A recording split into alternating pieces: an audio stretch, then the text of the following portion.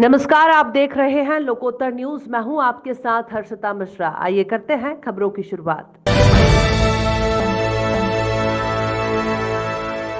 मुख्यमंत्री शिवराज सिंह चौहान की अध्यक्षता में मंत्री परिषद की वर्चुअल बैठक संपन्न हुई।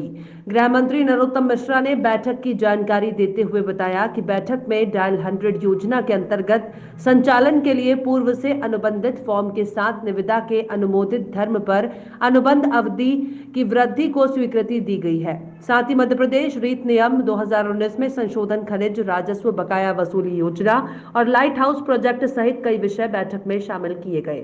साथ ही नरोत्तम मिश्रा ने बताया कि मंत्री परिषद ने मध्य प्रदेश जन अभियान परिषद को संस्था के कुल उद्देश्यों की पूर्ति के परिप्रेक्ष्य में प्रशासनिक कार्य सुविधा की दृष्टि से महानिदेशक मध्य प्रदेश जन अभियान परिषद का नवीन पद महानिदेशक मध्य प्रदेश जन अभियान परिषद शासी निकाय का सदस्य सचिव और कार्यकारिणी सभा में सभापति के रूप में नामांकित करने का निर्णय लिया है। कैबिनेट की वर्चुअल बैठक आज बल्लभ भवन में माननीय मुख्यमंत्री शिवराज सिंह जी चौहान की अध्यक्षता में संपन्न हुई, जिसमें आज महत्वपूर्ण निर्णय लिए गए। आज मुख्यमंत्री जी ने स्पष्ट निर्देश दिए हैं कि सोमवार और मंगलवार को सभी मंत्री भोपाल में ही रहेंगे और भोपाल में जब कैबिनेट की बैठक होगी तो अपने कक्ष से अटेंड करेंगे। महानिदेशक नवीन पद एक मध्य प्रदेश में सुविधा की कार्य की सुविधा की दृष्टि से महानिदेशक मध्य प्रदेश जन अभियान परिषद का नवीन पद महानिदेशक मध्य प्रदेश जन अभियान परिषद को शासी निकाय सदस्य सचिव और कार्यकारिणी सभा में सभापति के रूप में नामांकित करने का तय किया है। इसमें निदेशक प्रशासन के पद को समर्पित करते हुए कार्यपालक निदेशक के पद की आर्ता रखने वाला एक आंशिक संशोधन है। कलेक्टर संजय कुमार ने कृषक प्रशिक्षण दल को हरी झंडी दिखाकर रवाना किया। उद्यानिकी विभाग की राज्य पोषित योजना के तहत 53 सदस्यीय कृषक दल के सदस्यों को 3 दिवस के लिए ग्वालियर, शिवपुरी कृषि विज्ञान केंद्र और कृषि विश्वविद्यालय के भ्रमण के लिए भेजा गया है।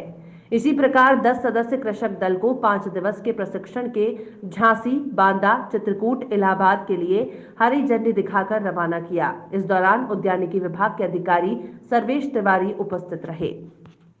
मंदसौर जिले के सीतामऊ तहसील के ग्राम बेलारी में मंगलवार को प्रशासनिक टीम ने पुलिस की मौजूदगी में बदमाश और माफिया पिता पुत्र शमशू और यूसुफ के सरकारी जमीन पर बना अवैध मकान को तोड़ दिया। ये दोनों बदमाश पिछले दिनों सीतामऊ थाना प्रभारी अमित सोनी के ऊपर हुई फायरिंग में भी शामिल रहे, जिसमें से यूसुफ को गिरफ्तार कर लिया गया। वहीं शमशू और अन्य आरोपी अभी भी फरार हैं। पुलिस उनकी खोज में लगी हुई है।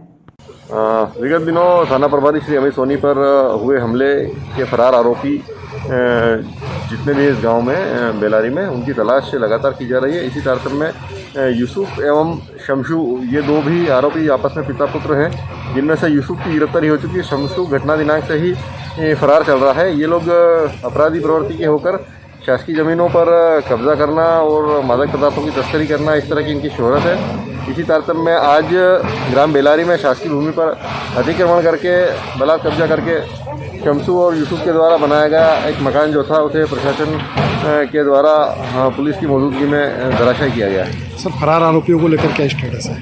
फरार आरोपियों की तलाश के लिए विभिन्न टीमें अलग अलग काम कर रही हैं और काफ़ी अच्छे संकेत मिल रहे हैं। बहुत जल्दी हम लोग सफल होंगे।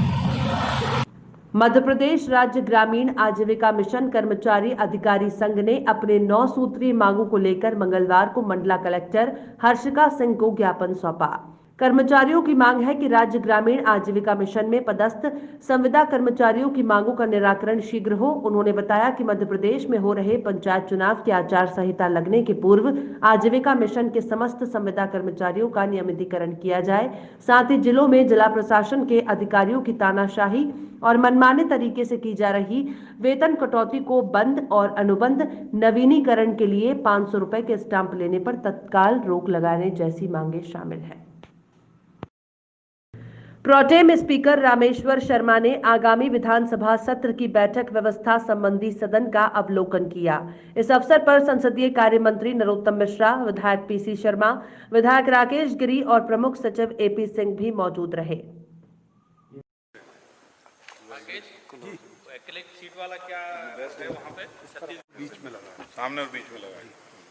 उसको एक बार बुला के उसको तो अध्यक्ष जी को एक डेमो करा देना पहले, पसंद हो तो ठीक है। वहाँ से बात ही करो छत्तीसगढ़ और गुना शिवपुरी संसदीय क्षेत्र से भाजपा सांसद केपी यादव ने दतिया में पत्रकार वार्ता कर केंद्र सरकार के नवीन कृषि बिलों का समर्थन करा और कहा कि कृषि बिल किसानों के हित में है। कांग्रेस और विपक्ष कृषि बिल को लेकर किसानों में भ्रम फैला रहे हैं। नवीन कृषि बिल लागू होने से किसानों की आय दोगुनी होगी। उन्होंने कहा कि स्वतंत्रता के बाद देश का किसान लगातार अपनी उन्नति और खुशहाली के लिए तरस रहे थे। प्रधानमंत्री नरेंद्र मोदी की सरकार ने क्रांतिकारी परिवर्तन लाने के लिए कृषि के क्षेत्र में ऐतिहासिक कानूनी प्रावधान किया है, जिसके तहत देश का किसान अपनी फसल का मूल्य निर्धारण करने और अपनी इच्छा के अनुरूप स्थान पर फसल को बेच सकता है। इस अवसर पर भाजपा जिला अध्यक्ष सुरेंद्र पधौलिया, पूर्व नगर मंडल अध्यक्ष संतोष कटारे, ब्रजेंद्र मिश्रा, परशुराम शर्मा, सत्येंद्र कमरिया आदि उपस्थित रहे। बाकी इसमें कोई किसान नहीं है। ये जो बिल आया है ये किसानों के हित में बिल लाया गया है, जिससे कि किसान की उपज का उचित मूल्य उन्हें मिल सके। किसानों को इस बिल में कुछ अधिकार दिए गए हैं, जिससे कि वो आजाद होकर को अपनी उपज को देश के किसी भी कोने में बेझिझक बेच सके, बिना रोक टोक बेच सके और उसको उसकी उपज का सही मूल्य मिल सके। ये भी अभी सुनने में आया था कि प्रधानमंत्री जी कहते हैं कि किसान कहीं भी। फिलहाल खबरों में इतना ही। और भी खबरों के अपडेट्स के लिए आप देखते रहिए लोकोत्तर न्यूज।